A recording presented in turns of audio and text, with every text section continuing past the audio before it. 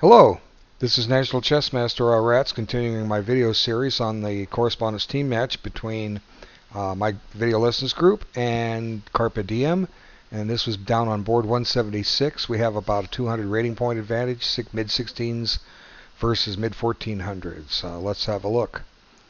Okay, we've got the birds opening, kind of rare, although some people play it, nothing wrong with it.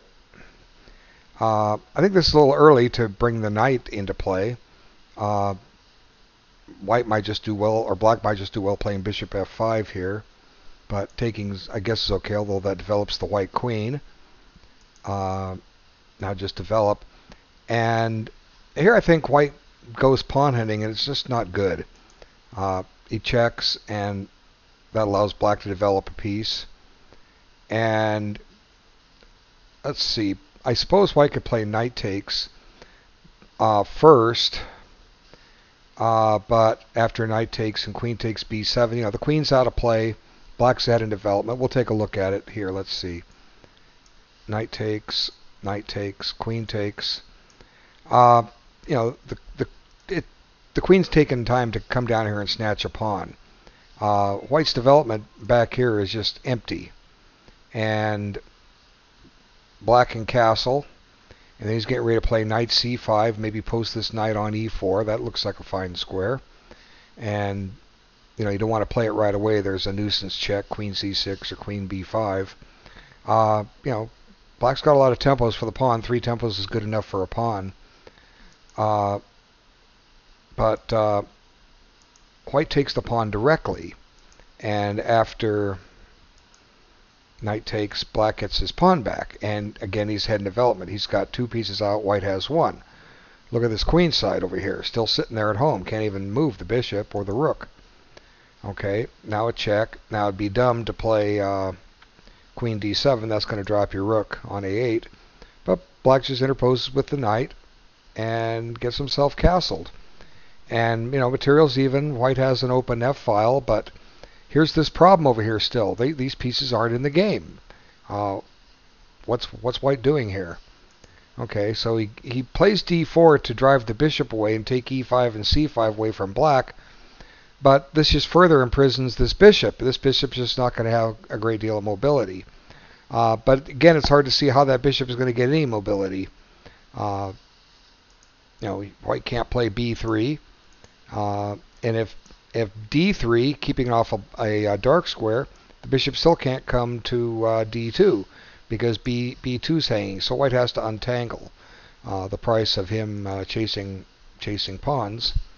Anyway, black just brings his bishop back, and now this structurally gives white a little bit of a problem here. Okay, he's going to get tempos and open up the game for his pieces. Okay, for one, he could play knight f6, but I think black finds the even better move. See, here's this problem here still. These pieces are not in the game. Blacks are all springing to life, and black correctly starts opening up the position, giving more scope to the queen, threatening potential pawn takes, and if queen takes, the queen gets pinned. White doesn't like any of that and stops and pushes d5, but this is going to cost him. Okay, now knight f6, and now there's a fork on these 2 pieces. So white decides to give up the exchange, and I just don't think this is going anywhere for white. Once again, here we are, move 16, and none of these pieces have gotten in the game. Just not good. And now he starts getting them out, but too little, too late. And black just threatens to win a pawn, and that's what he does. He picks up this pawn, and then white commits a blunder for correspondence chess. You got 3 days to move, and you hang a rook with check. How can you not see this? These people are just, even the games that are coming in later, someone is not taking their time. If you're sitting down playing a real game in a tournament, you're not going to make moves like we see in these matches. They just don't happen. Now the king gets exposed to an avalanche of checks, and I'm sure there's probably more than one way to force a checkmate here. And black is ahead the exchange and a rook, and the white king's on the run. So it's just a matter of time before he gets corralled for a checkmate, and there it is. Okay, so let's come back to when white went after that pawn. With the queen b5 check. Let's do something simple. Let's castle. Let's get it done with, okay? And then let's assume black castles. Now we've ended the checks. So black's going to continue his development. Okay, and now knight bd7. Okay, whoops, it's white's move. White needs to continue his development. Let's opt for b3 here, and we'll see why in just a moment. Now knight bd7. Now bishop b2. Now the bishop's developed, and white's got e5 well secured. Knight takes is met by pawn takes, and there's a fork. So let's try to increase the pressure on e5. But notice how white is now getting developed. Now queen c7. Now it's a potential threat. Okay, knight takes, pawn takes, bishop takes. So white needs to deal with it. Now I'm deliberately avoiding d4 and shutting in the bishop. Now let's go ahead and take this, and we'll take with the queen. And this knight comes here. Now notice how white's getting all his pieces out as compared to the real game. Development is about even, and we have a roughly even position. And I've done no magic here. All I've done is follow logical developing moves, principle of developing moves. Both sides have castled. Both sides develop both the remaining minor pieces. Both sides have their queen off the back row. Both sides have their rooks connected. Neither side has a weakness, although one could argue e3 is a little weak because no pawn can protect it, but it's not such a weakness that black can easily exploit. And the two sides hunker down and play chess, and this game should stay even for a long time. Instead, white chose a path that didn't get him any development, and then black opened up the position at the right time and achieved a clear advantage. Okay, so good game for JakeTarallo, and sorry Cataclysmic 78, but wasn't your game today. Let's look at the other game, see how that one turns out. Okay, and I don't know why it deliberately starts games somewhere except other than move 1. Maybe version 3 will correct this. Okay, we have the Queen's Gambit and a variation of the accepted, and I've already had one game where black tried to hold on to the pawn with b5, but here it's just plain wrong. Nothing's guarding that pawn. How can someone make a move like this in correspondence chess and not see that your pawn is on the take? So white obliges and takes it. And now black needs to think about castling his king. But watch what happens. Okay, now he doesn't like that knight there. Well, what was that knight doing? You know what? Let me tell you something. It's not doing a dang thing.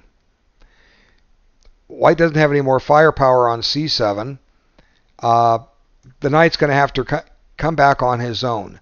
Let's let the knight come back on its own and do something else, develop a piece. I mean, these are... Okay, I've got a number of analogies. I haven't used this one too much on video. It's like you're in a race with 8 equal runners, except you're giving everyone a 10-yard head start. Okay, when you make a move like c6, you're giving everyone a head start because you're putting that piece of white's back in play. Let white spend a move to get it in play himself. It's that simple. Also, the other drawback with this bishop with c6 is you're shutting your own bishop in. Here he has a nice diagonal for it at least. Yes, black's going to end up being a pawn down here because this c4 pawn is doomed. But at least if black plays knight f6, if he can get his pieces out, who knows? Maybe white won't develop his. If you've watched enough of these videos, you've seen what these people do.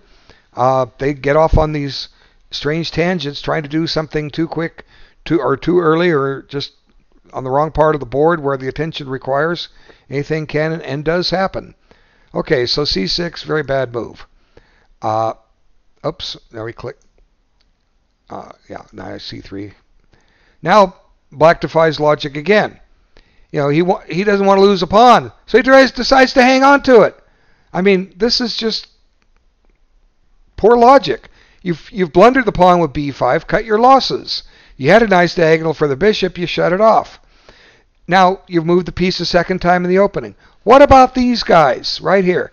They're all screaming to get in the game so that they can win for you. This bishop holding this pawn is not going to win the game, not going to even draw the game. White's building up a development advantage and will overwhelm you when the position opens up.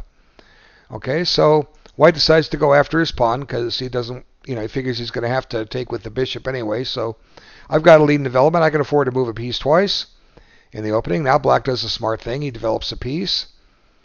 And now there's an exchange. And Black gets ready to castle, but he's probably going to the wrong square. E7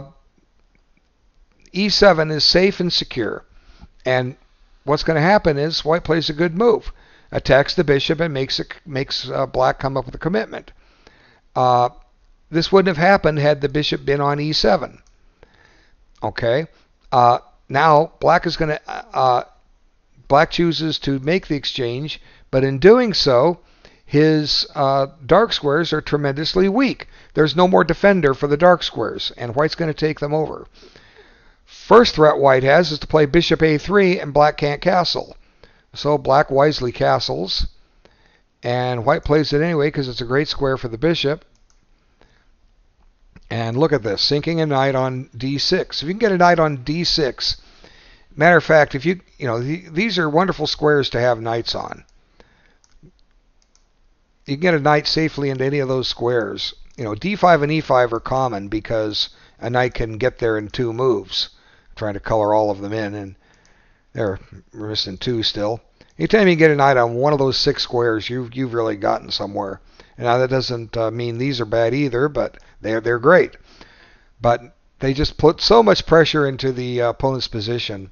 E5 and D5, we've all done that pretty often and easily because a knight can get there in 2 moves.